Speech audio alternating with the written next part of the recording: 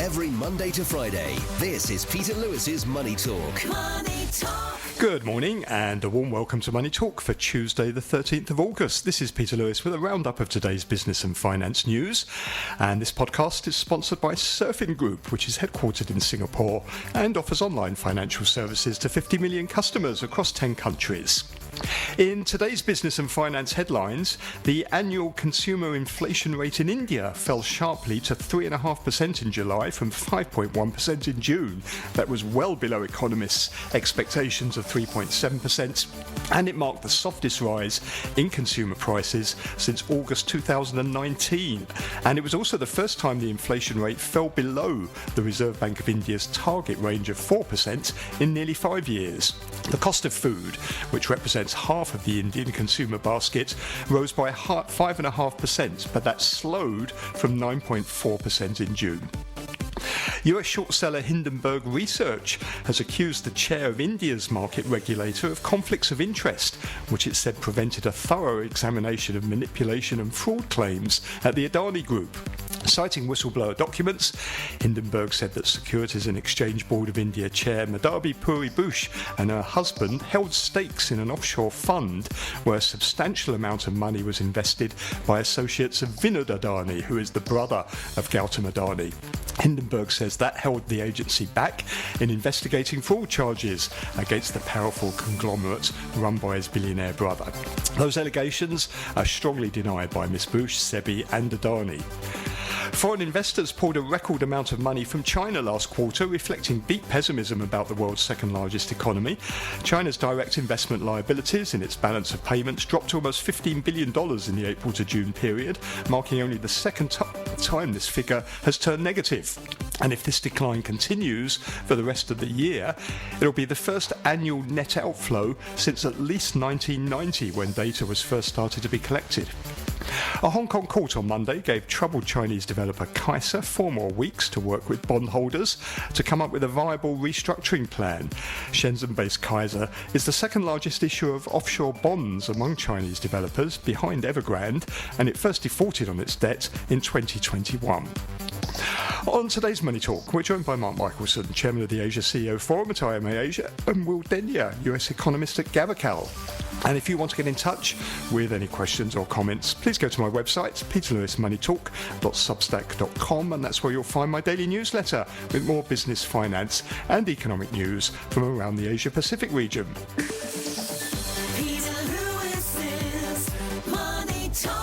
On Wall Street Monday, US stocks were mixed ahead of inflation and retail sales figures later this week. The S&P 500 alternated between gains and losses before ending the session flat at 5,344, and the benchmark index is up 12% for the year so far. The Dow dropped 141 points, that's 0.4%, to 39,357. The Nasdaq Composite advanced 0.2% to close at 16,781. That was helped by shares of Nvidia, which gained 4.1%. Treasury yields inched lower. The 10-year yield slipped for a second straight trading session, falling 3 basis points to 3.91%, and the interest rate sensitive 2-year yield was off 4 basis points at 4.02%. The US dollar index was unchanged at around 103.25 Monday, but Asian currencies weakened against the dollar. The Korean won shed 0.6%, the Malaysian ringgit dropped 0.7%, China's renminbi weakened 0.2% against the dollar, approaching 7.18 renminbi in Shanghai, and the Japanese yen slipped 0.4% to 147.25 per dollar on Monday, with trading volumes thin as Japanese markets were closed for a holiday. Spot gold added 1.7% to $2,472 an ounce, extending its streak of gains to a fourth session and close to a record high. And Brent crude oil futures surged 3.3% to $82.30 per barrel on Monday. That's extended their gains to a fifth straight session. Crypto markets saw some large intraday swings. Bitcoin traded between $58,000 and $60,000 before ending the day around 3.5% lower at $59,200. Chinese stocks underperformed ahead of the release of July's activity data later this week. The Shanghai Composite fell 0.1% to a six-month low of 2,858. And in Hong Kong, the Hang Seng rose just 21 points. That's under 0.1% to 17,112. The Hang Seng Tech Index shed 0.2%. It's going to be a very quiet start at the open. Futures markets pointing to a flat open for the Hang Seng this morning. And just a reminder once again, you can get more details on all of that in my daily newsletter, which you'll find at peterlewismoneytalk.substack.com. Every Monday to Friday, this is Peter Lewis's Money Talk. Peter Lewis's Money Talk. Let's welcome our guests. We have with us this morning Mark Michelson, who is chairman of the Asia CEO Forum at IMA Asia. Morning, Mark. Good morning, Peter and Will. And also with us, Will Denyer, US economist at Gavekal. Welcome back, Will. Good morning, Peter and Mark. Well, look, let's start with the US, and as you're here, well, interested to get your thoughts, because it's been quite a dramatic week, hasn't it? We had a bit of a growth scare in the US economy a week or so ago with that US jobs report, which really sent US stocks plunging, and then they rebounded fairly quickly after the jobless data came in better than expected. I'm just wondering, is this really just a one-off scare, or is something fundamentally changing in the US economy? That is a good question, and frankly, we don't have the answer to it just yet. We've had some concerning data points, but frankly, we've seen, what we've referred to in the past as cracks in the labor market before. We among other people were highlighting cracks in the labor market over, a year and a half ago, and highlighting, well, we've had a lot of monetary policy tightening, real yields on bonds have risen, the yield curve's inverted. Manufacturing PMI is below 50. All of these things you could say today and say this all points to a recession in the making. But you could also have said all of those things 18 months ago. And I did say those things 18 months ago. And I'm afraid I had egg on my face by the end of the year, because we did not end up with a recession. And so fast forward to today, and I find myself in a difficult position, frankly, because, quite honestly, a lot of the leading indicators that me and other economists have used for many years to tell us when we're dipping into a recession have simply not been working. And so the question is, at what point do we say, okay, this is actually happening now, we're falling into a recession? And, if we had a really dramatic and widespread deterioration in labor market, I think that would point to that. Now, is that what we've just seen? That is debatable, but I would argue no, not yet. Mm-hmm. The unemployment rate did rise materially, and that's what got people worried. The 3-month moving average has risen 50 basis points from its 12-month low, and that sounds like a very random factoid, but that is what has popularly been referred to as the SAM rule. So we did trigger the SAM rule with that increase in the 3-month average of unemployment. In the past, that has signaled a recession, and we don't want to completely disregard that. But we've also seen a lot of other indicators signal recession, and then it didn't come. And meanwhile, payrolls are still growing, at a slower rate, but they're still growing. And jobless claims, as you highlighted, they're a bit elevated. They rose a little bit, and they came back a little bit. Over the last few weeks, they are elevated, but nothing super alarming. So I think the jury's still out on whether we're just seeing a slowdown in the U.S., which is probably my base case at this point, or deteriorating into a full-blown recession. Mark, when we spoke a week or so ago, just after the market had plunged, that was the big question, wasn't it? Whether or not the US was going into a recession. But when you look at those data that Will's just talked about, it's not bad, is it, for this stage of the economic cycle? Still over 100,000 jobs being created, even though the jobless rate has risen. It's still at relatively low levels for what's been quite a long economic cycle. So I suppose the data, while it's showing things are slowing down, does it really signal a recession? I'll defer to Will. I mean, I tend to think he's right. We always have to be on the lookout, because it's just so easy for the markets to be affected, sentiment to be affected.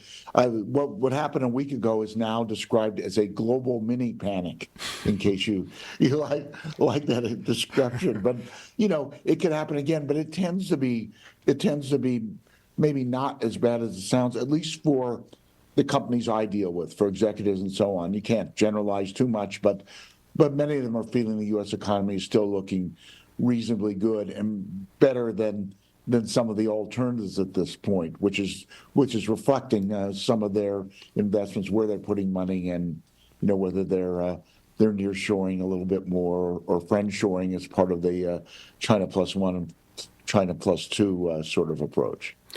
What was the message of a week ago, do you think? I mean, it was bizarre, wasn't it? Because we saw the S&P 500 lose 6% in the space of a couple of days and then regained it all by the end of the week. In Japan, the Nikkei 225 fell 12% on Monday, rebounded 10% on Tuesday, and then by the end of the week it almost regained all of its losses as well. What is the message from that? Because certainly the economy hadn't changed 12% between sort of Friday and Monday, had it, in Japan, or similarly in the US? My take, and I'll go to Will in a second, we're in volatile times. I mean, there's always volatility, and that's what, of course, worries people that I work with even more than others. But it shows how vulnerable markets are to strategy hedge funds, for example. We have hundreds of billions of dollars that they bet in various parts of the world. But at the same time, some of the points that Will just mentioned are there. And any of them could maybe flip over and become really quite serious. And that's, I guess, what we all worry about. As you said, 18 months ago, the recession didn't happen, but could it happen now? And this is all in the midst of geopolitical turmoil and domestic political machinations in the United States and so on, which complicates the case. So I think the crystal ball is even more hazy than usual at this point.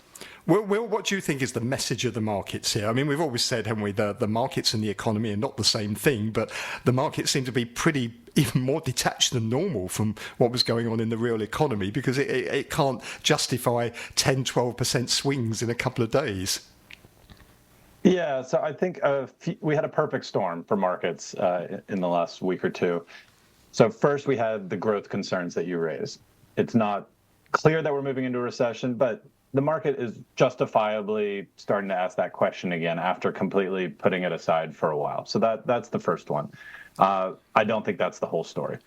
You also had this yen carry trade unwind, which is a function of basically people adjusting their expectations on Fed policy and Japanese Bank of Japan policy. For the first time in a long time, the market was saying, okay, we are now pretty confident we are getting rate cuts from the Fed and we're getting rate hikes from the Bank of Japan. You put those two together, and then you look at valuations and you say, okay, the yen is extremely undervalued, the dollar is extremely overvalued. If these rate differentials are now going to start to close, this could be quite positive for the yen, and that anybody who had the yen carry trade on got spooked by that prospect and started unwinding stuff. The fact that everything was moved so violently and then reversed does lend itself to an argument that it was like a carry trade unwind more than some of these other factors, but I think these other factors contributed. The other thing is, I just mentioned the valuation, extreme nature valuations in the yen and the dollar. That's not alone. We have extreme valuations all over the financial markets. U.S. equities look extremely expensive, and within them, U.S. large cap growth stocks and tech stocks look extremely overvalued. And meanwhile, you've got other equity markets that look better. So you've got all these just very extreme valuations going into the last couple of weeks. So any sort of growth concerns, yen carry unwind, could light a fire under a correction quite easily. And then the final thing is politics. The market was quite certain that after the terrible debate by Biden, after the assassination attempt on Trump, that Trump was going to be the next president, and we might even get a GOP sweep. And so the market started looking forward to, for all the negative things I could say about Trump, the market was happily looking forward to corporate tax cuts, deregulation, And then Kamala Harris came out and started doing a lot better than many people expected. And now they're basically, it's a coin flip on who wins.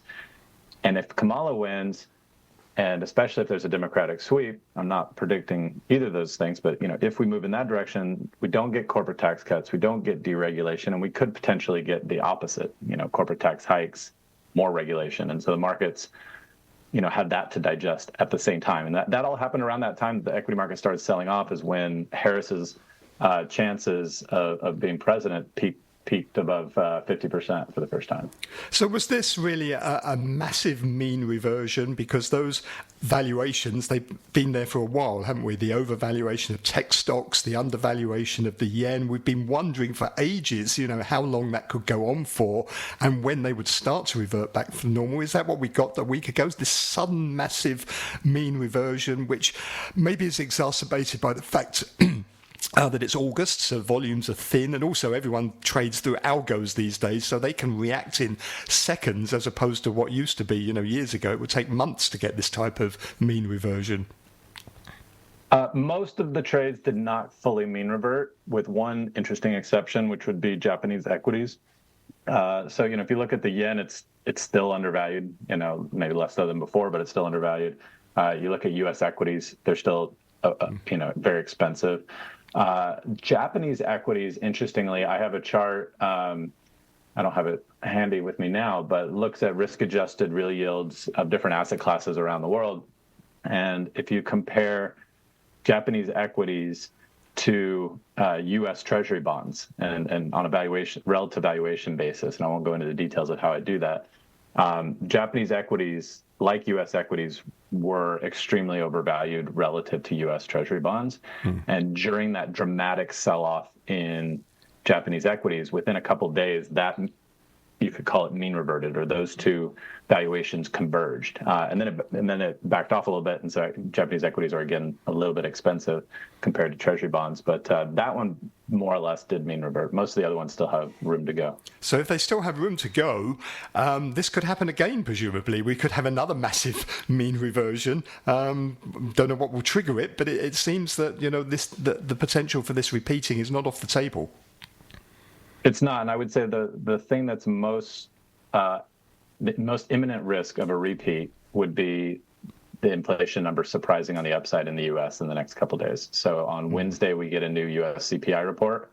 Right now, the market is very aggressively pricing in rate cuts from the Fed. Do not get me wrong. I am in the disinflationary camp and have been for a long time. I told you earlier that my growth call last year was very off. The disinflationary call was very correct. That looked a little iffy in the first quarter of this year, but we've gotten back on track with the disinflationary trend. I expect that to continue. And as a result, I expect the Fed to cut rates. So do not get me wrong. However, the market has gotten very much on board with that idea and arguably kind of overshot in terms of confidence. The futures market is now 100% sure we're going to get a rate cut in September, and they're kind of divided more or less 50-50 between a 50 basis point cut or a 25 basis point cut. And then the market is expecting a total of 100 basis points of cuts by the end of the year with only 3 meetings. So that's effectively 2 cuts during one meeting and a single cut for each of the other 2. Could happen. But if the inflation data does not continue to show disinflation, shows any sort of a rebound from what we've seen recently, those expectations could get adjusted, and the Fed may move a lot more slowly than the market is currently pricing in, and that could give the market another shock. Yeah, speaking of moving slowly, first of all, I think of the Jerry Lee Lewis song, as I mentioned, Peter, earlier, a whole lot of shaking going on, which is what's going on in the markets these days. But speaking of moving slowly, Bank of Japan obviously has reacted as well. They've signaled that maybe they're never mind about the rate rises. We may stop that for a while, and their credibility isn't exactly strong either. That's astonishing, isn't it? Isn't it an astonishing thing for them to do? Yeah. No, it's not. Yes, you might be in a logical situation, but it's not given the track record, not at all. But a central bank is not supposed to chuck its monetary policy out of the window because suddenly the markets start going down, is it? That's not really the job of the central bank, unless the market moves are causing real financial instability, which I think it's hard to say has happened on this occasion, or if maybe it's affecting the economy, which it isn't either. The Bank of Japan shouldn't do a U-turn like that, surely. It's pretty astonishing. Yeah, they're just very, very sensitive, and they've had a sort of track record of this. But the communication from the Bank of Japan has been spotty, to be charitable. Now, all central banks are a bit like that, but the Bank of Japan has been particularly difficult in those situations. And as Will just mentioned, the carry trade, which is really pretty important to a lot of companies, now has been scaled back. Now, will it come back? Well, maybe, but people have been spooked. And these policy changes, these sudden policy changes, if they are really policy changes, also make the situation even more complicated. So I suspect we're in for sort of shaky time. A whole lot more of shaking and rattling, but it's out of the things that Will mentioned, the thing I suppose that I find most surprising is, yes, Japanese interest rates have gone up. So you shouldn't be surprised, really, if the markets go down when that happens. But they're only 0.25%, and yet Japanese interest rates going to 0.25% have apparently caused this sort of dislocation in the market. It does make you wonder, doesn't it, if the Bank of Japan really tries to normalise rates? They say the neutral rate is about 1%. What on earth would happen to the markets then? Well, Japan is subject to a lot of earthquakes. Physical ones, but also in financial ones as well. I think that would do it. They have a history of moving very slowly. That is moving very slowly, but it sent a signal clearly that the markets took in hand that the policy was changing when they raised the rates, even though it was by a very small amount. And then when they said, well, maybe we aren't going to do that for a while, that really confuses everyone. So, yeah, I think as Will said, if there's a change in expectations, he was talking about U.S. inflation. It could be various things in Japan as well. Then we could have a repeat of what we've just seen, unfortunately. And what Mark just said is important. So for the yen dollar trade, what matters is what happens in the U.S. and what also matters is what happens in Japan. So we've talked about inflation and monetary policy in the U.S. and that could very well end up being the biggest driving force of the exchange rate there. On the Japanese side, you're absolutely right, Peter. They've only hiked a very small amount. I think what triggered this yen carry trade was the combination of the U.S. looking like it was going to cut pretty aggressively according to the market, and for the first time, I mean, Japan had exited ZIRP 6 months ago to 9 months ago, I forgot exactly when, and brought rates just a hair into positive territory. Then they changed the name of their quantitative easing program, which was not very impressive. So all of those initial moves were, slow even by Japan's standards, Bank of Japan standards.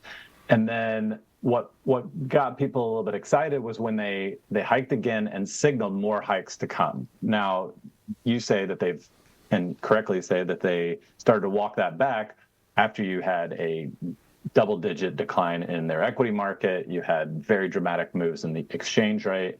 And as Mark said, the issue for the Bank of Japan is they have a very poor credibility at this point. After the last few years, all the other central banks let inflation get out of hand, but they at least tightened in response to it. Japan did not. So now people are saying, okay, it's now looking, a month ago, I was saying, okay, finally, Bank of Japan is starting to show some credibility. Now, have they lost that by backing off? I think it very much depends on what happens next in the markets and whether it justifiably impacts their inflation outlook.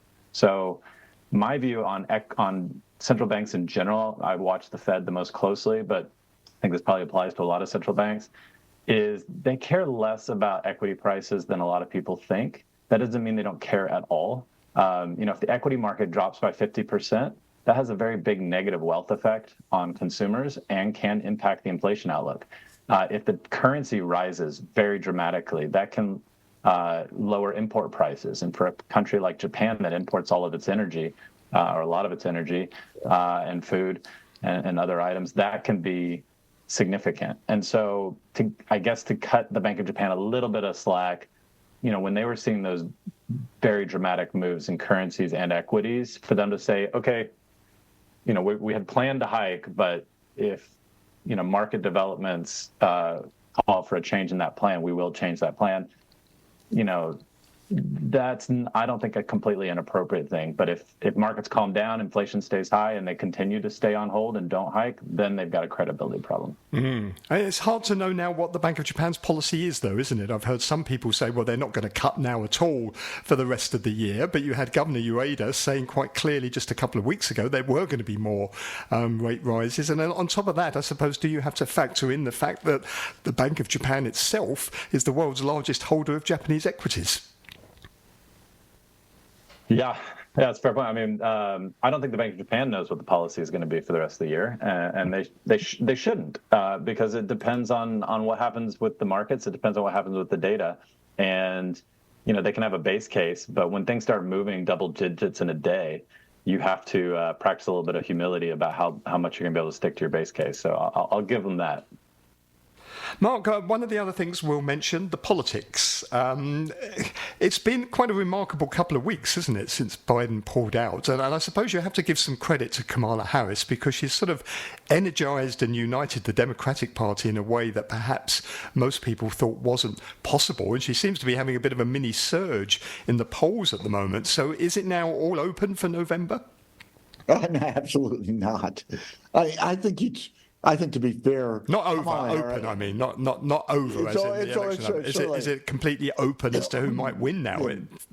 Actually, we thought it might be all over a few weeks ago before President Biden dropped out, but no, it looks like it's a contest now. And also, we'll see. The Democratic convention is next week. It may give a push to the ticket. It may not. There could be some missteps as well. But it'll be a real test of Kamala Harris. What she hasn't done has been mentioned many times, especially by her opponents, is gone out to talk to the media and really outline her policies.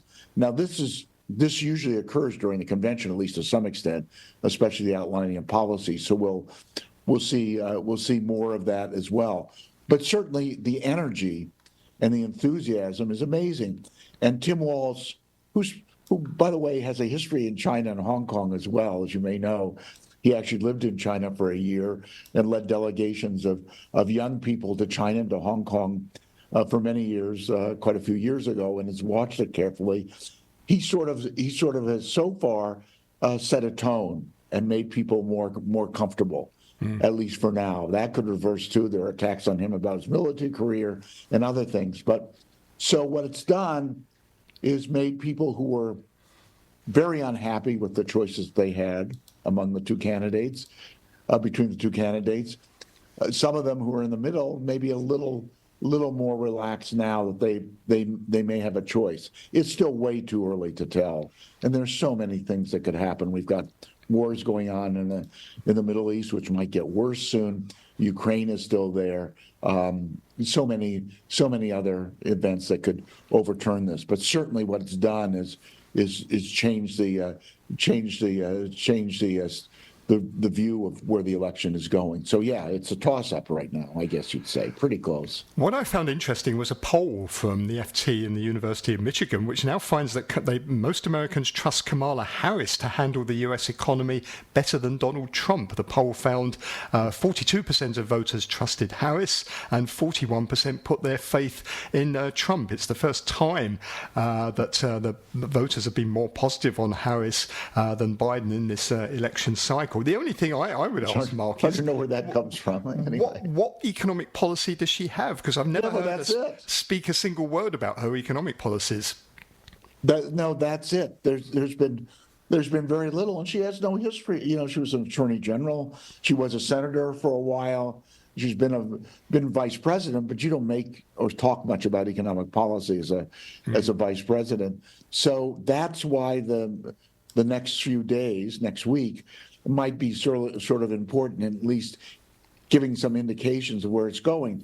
I guess the assumption is it'll be similar to the Biden policy, more or less, which I expect may be true. But are there going to be differences? And if so, how do you outline those? And how do you maintain that small momentum you just mentioned in the Michigan poll that shows that there's growing confidence in what she might do?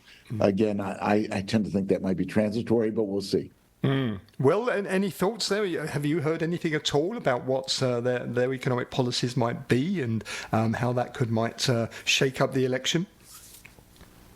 Yeah, I mean, one thing that she has come out and said is, unlike Trump, she doesn't want to take over Powell's job and start deciding what rate decisions should be taken.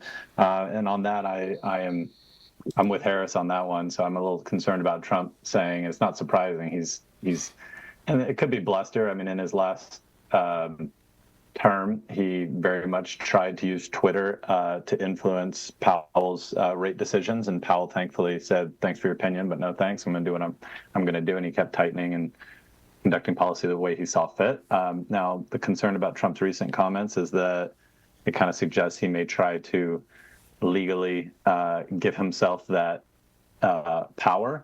I think he would need a sweep of Congress to even have a chance at that. And even then, I'm not sure, the Republicans would be on board with that. And, he could just be politically posturing. But Harris has come out clearly against that. So that's one policy for Harris we know about, and I favor. Otherwise, on protectionism and tariffs, my assumptions is that she's protectionist like everyone else now, although Trump is hard to beat in terms, he really masterminded this global shift toward protectionism in the last decade or so. And so you could argue anyone's better than him on that front. When it comes to taxes and regulation, I think the risks are to the upside with her relative to Trump for both taxes and regulations. So the markets won't like that. As for her chances of winning, I think for me the big test is, the convention may move things a little bit. For me, the big test is the debate. If it ever happens. So, how she stands up to Trump in a debate will really, I think, matter. I mean, as we saw with Biden, they were neck and neck for a while, and then Biden just doesn't have it anymore to stand up to Trump in a debate. We'll see if Kamala, she's obviously younger. Let's see if she can hold her ground. You would think debate's on a 10th. The one thing that Trump and Harris do agree is not taxing tips. Right, that's not a major policy, but at least it gives some indication. Yeah, on trade. Can I interrupt you there on that? That is also an absolutely horrible policy by Trump. Well, I didn't say it was a good policy. And also, I don't know about you. I was just traveling around the U.S. Recently, and one of the biggest complaints amongst everyone is how ridiculous the tipping has gotten in the U.S. Yeah, I know. Things are already expensive, and then the tipping's just out of control. You think it's out of control now? Make tips tax-free, and you're going to go and you're going to buy a sandwich for 30 cents and pay $30 of tips. That's okay. Maybe not that. But show me the incentive. I'll say the result. It's averaging 30% or so on tips, if not more, in the U.S. You're absolutely right, Will, and I certainly agree with you on that. On trade, we just. American Chamber sent a delegation to Washington, a couple of others, and what we're hearing is not anything new. Is that the current administration, a bit like the last administration, doesn't look at trade in the way that we've looked at it traditionally. They look at it as a zero-sum game where exports are good and imports aren't so good, and the organizations like the WTO and others that are there, definitely flawed, but are there to try to mediate the situation, aren't worth supporting. And that has not changed. So instead of trade agreements, we have things like the Indo-Pacific IPEF, as it's called. And these aren't real, these don't do anything regarding trade. They're just generalizations. And so that doesn't seem to have changed. Be interested to see if she makes a statement on trade. I expect it won't be anything different than what we've seen in the Biden administration. So there, Trump's been more dramatic in what he's talked about, the tariffs, the 50%, the 100%. But tariffs are part of the Biden administration policy, too. So I don't think that's going to change dramatically. It should, I think, but, I don't think it will. Is there anyone left in America who believes in free trade?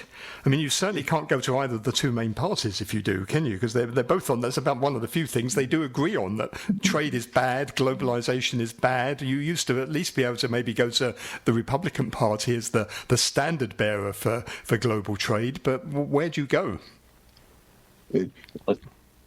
There's not enough of them to win an election, I'll put it that way. No, Michael Spence, who you may know is a Nobel Prize winner and so on, he just wrote a long piece, or maybe it's an interview in the South China Morning Post, where he talked about globalization and outlined the various aspects of globalization and how few or none of them are supported now globally, except at least officially they're supported by China in many ways, maybe not in practice, but certainly speaking. But in other ways, they really aren't. They're being undermined, and this is a question not only in trade but in other areas as well. So that's something that has to be sorted out, and whether this will calm down after the political season, I don't know. But the trends are not favorable. Just to swivel back a moment to before we finish on what Trump said about the Fed, is this a market-moving thing here if he was to try and do this, if the independence of the Fed came under threat? Because it's almost sacrosanct for markets, isn't it, the Fed independence? Could there be a big reaction to that? If it looked like he had any chance of actually accomplishing it, absolutely. It would be massively dollar negative. So the way I've been arguing Trump's impact on the dollar is that I think if he wins, especially if he gets a GOP sweep, I think it would, my base case is that it would be initially dollar positive, and initially may come, before the actual election, if that's the way the odds are going. And that's on the back of corporate tax cuts, deregulation, and higher import tariffs, all of which are dollar positive forces. But what I've always made a caveat on that is at some point in the Trump administration, you have two major risks to that could turn very dollar negative. And when exactly they come is a question.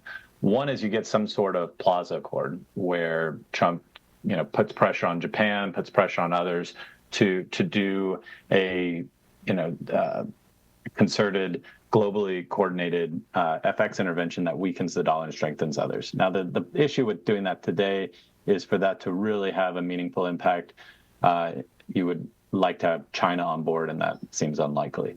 The other big risk is that Trump decides to somehow threaten the independence of the Fed. Now, my base case is that the real risk there comes in May 2026 when Trump's term ends and when Powell's term ends, and Trump has the opportunity to replace him, potentially with a political lackey, an Arthur Burns type from the 70s. And that would be very dollar negative if it looked like that's going to happen. But that's down the road. Could he do something sooner than that? Legislative changes that give him more authority over rate decisions.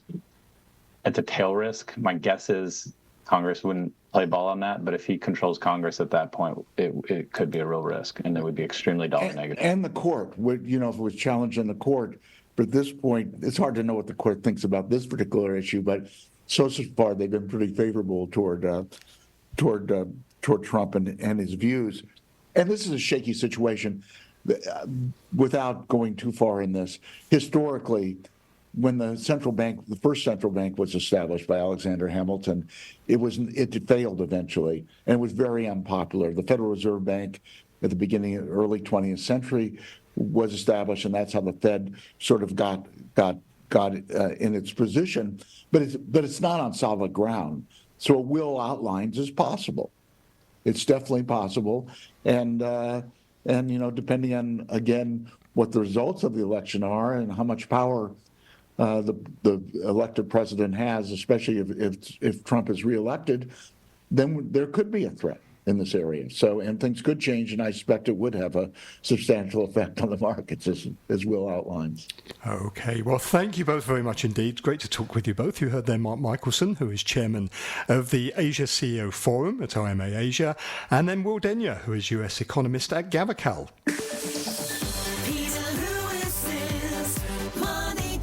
And thank you for listening this morning. I'll be back tomorrow with more business and finance headlines. To discuss them, I'll be joined by Enzio von Pfahl, Capital Preservation Specialist at Financial Shield, and Peter Kim, who is Head of Global Investment Strategy at KB Financial Group in Seoul. And with a view from Japan is Dan Kerrigan, the CEO of Interactive Brokers Securities Japan. And please subscribe to my daily newsletter, which contains updates on business and finance news from the Asia-Pacific region. You'll find it at peterlewismoneytalk.substack.com. See you tomorrow.